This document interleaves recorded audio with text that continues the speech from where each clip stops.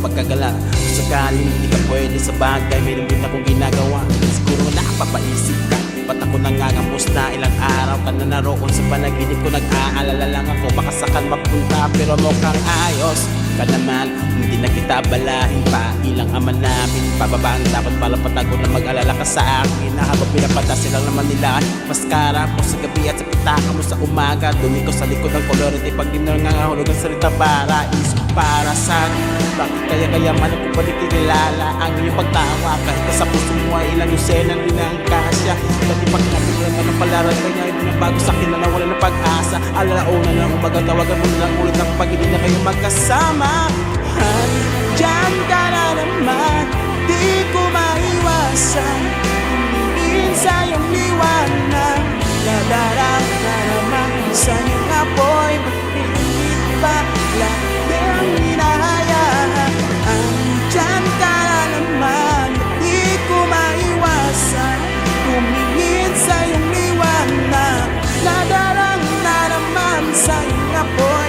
Hanggang masaktan ko, kinakailangan. May lakad ka ba mamaya? Sana madaanan mo pagkatapos. Sabihin mo ngayon ako'y makakaasang gusto ko dadalhin ng iyong sapatos. Kung ngayong gabi lang naman ay magiging dahilan ay handang-handa pa rin akong mamaos. Makakuluwag mo naman sa kakaibang paraan ay kutulungan na makaraos. Bakit ka na paramdam? Siguro di na kayo nilanggam. Bakit di niya alam ang iyong dahalaga? Nagkaanap kami lamnam, iwasan umamalakam. Hindi halata, ang hirap pa na mapapaya. Kapag tawag ng laman na magpaya, makipaglayo na payo walang taya.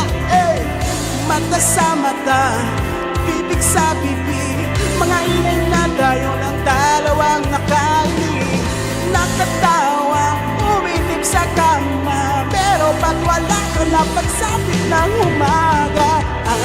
Diyan ka na naman, di ko maiwasan.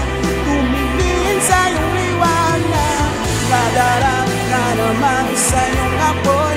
Bakit ba laging hinahayaan?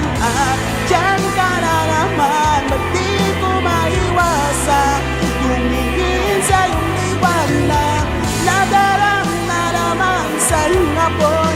Hanggang masaktan kung kinakailangan.